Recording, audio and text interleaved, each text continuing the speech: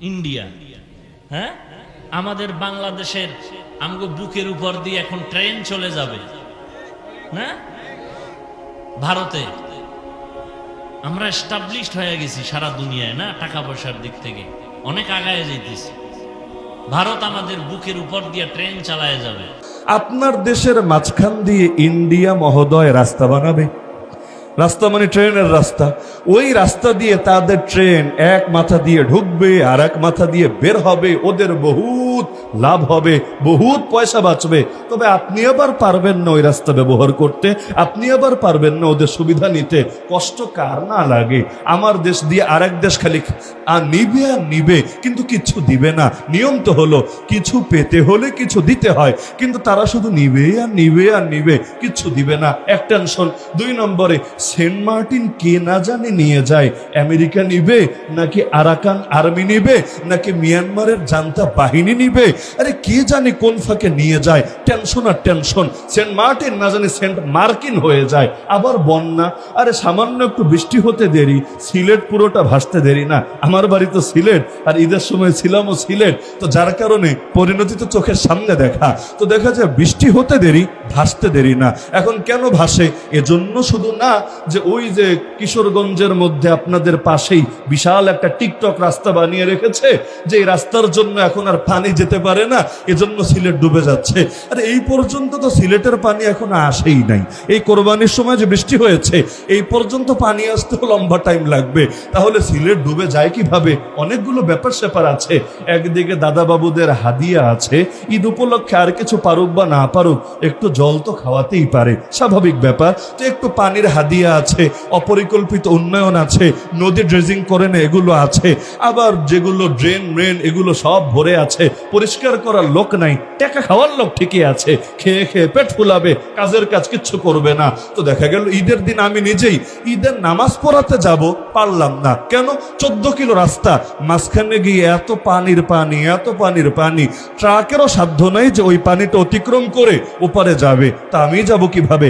সাঁতার কেটে কেটে যদি যাই তাহলে তো এই কাপড় দিয়ে ঈদের নামাজ পড়ানো যাবে না। আর আগ থেকেও তো মানসিকভাবে প্রস্তুত না যে এমন পানির সম্মুখীন হওয়া লাগবে। তো দেখা গেল ঈদের নামাজ রাস্তায় রাস্তায় খতম হয়ে গিয়েছে, আর গন্তব্যে যেতে পারলাম না। তো এখন এগুলো নিয়ে মানুষের ভেতরে কষ্ট থাকবে নাকি থাকবে না? আপনাদের কষ্ট নাই, আমার কষ্ট নাই। যে যেই দল করেন, যেই যেই মত করেন, কষ্ট আছে। তো কষ্ট ভোলাবো কিভাবে? সহজ ট্যাবলেটের নাম হলো রাসেলস ভাইপার। এক গুজব দিয়া হয়তো কাঁঠালকান্দি, চাতলপান, নাসিরনগর সবাই টেনশনে। এই যে মাহফিল দিনে না হয়ে রাতে হলে, মাহফিলে আসতে অনেকে চিন্তায় পড়তো, পা দিলে না জানি রাসেলস ভাইপার একটা ছবল মেরে বসে। পত্রিকায় দেখি লেখে ঢাকার আরো কাছাকাছি রাসেলস ভাইপার চলে এসেছে। প্রায় দিন এই নিউজ দেয়। মানে হইল এক রাক্ষস, এক হায়েনা অথবা এক এলিয়ন, এটা ঢাকার কাছাকাছি আসছে। কোন রকম যদি ঢাকায় ঢুকতে পারে, ঢাকার সব মানুষরা কামড়ায় মাইরা ফেলবে। আরে যেই ঢাকায় মানুষ থাকারই জায়গা নেই, সাপ থাকবে দূরের কথা, জিন থাকারই তো জায়গা নাই। মানে জিন ভূত থাকার জন্য ওদের যে পরিবেশটা দরকার, এইটারও বহু আগে উচ্ছেদ করে ছেড়েছে। দেখেন না, করোনা আসলে নসিহত করে সামাজিক দূরত্ব রক্ষা করো, শারীরিক দূরত্ব রক্ষা করো, মসজিদে 5 জনের বেশি আসবা না, জুম্মার দিনও 20 জনের বেশি ঢুকবা না। তো ঢাকার বস্তিগুলোর কি হবে? কিসের সামাজিক দূরত্ব আর কিসের শারীরিক দূরত্ব? করোনার সময় বিমানে উঠলো, জামাই বউ উঠেছে, তাতে কি বলবে একসাথে বসা যাবে না, এক সিট ফাঁকা রেখে অপর পাশে বসো। যদি বলে আমরা তো জামাই বউ এক খাটেই শয়ন করি, আর এখানে পাশাপাশি বসতে সমস্যা কি আছে? বলবে না না, সামাজিক দূরত্ব মেনটেন করতে হবে, না হলে করোনা তোমাদের সবাই রেখে শেষ করে ফেলবে। ওই সময় বাঙালি জাতি হুঙ্কার দিল, করোনা নিয়ে কোনো ভয় নাই, আমরা করোনার চাইতেও শক্তিশালী। তার মানে বিরাট এক শক্তিশালী জাতি, করোনা নিয়েও টেনশনের কিছু নাই। আমি ভেবে রেখেছিলাম, আমার ধারণা ছিল আর কি, রাসেলস ভাইপার নিয়ে মিডিয়া যখন গরম হয়েছে, কেউ না কেউ বলে বসবে কিসের রাসেলস ভাইপার, আমরা তো রাসেলস ভাইপারের চাইতেও বিষাক্ত, আমাদের আর রাসেলস ভাইপার নিয়ে কিসের টেনশন।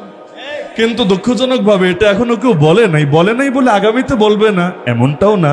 হয়তো আমার এই কথা শুনেও কেউ ইন্সপায়ার্ড হয়ে বলে ফেলতে পারে যে রাসেলস ভাইপার নিয়ে কিসের টেনশন, আমাদের যে বিষ, আমাদের সামনে রাসেলস ভাইপারি কি আর সুমনস ভাইপারি কি আর ফরহাদস ভাইপারি কি, এক আজীব তামাশা। তো দেখা গেল এক সাপের কামড়ে সব ইস্যু গেল হারিয়ে।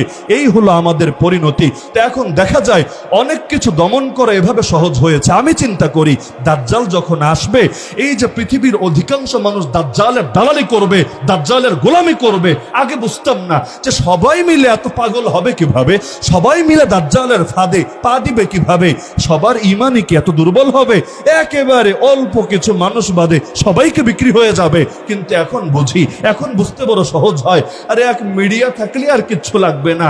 মিডিয়া বলবে যা, মানুষও বিশ্বাস করবে তা। মিডিয়ার কথায় উঠবে, মিডিয়ার কথায় বসবে, কে কাকে ভালো বলবে, কে কাকে খারাপ বলবে, সব ওরা শিখিয়ে দিবে।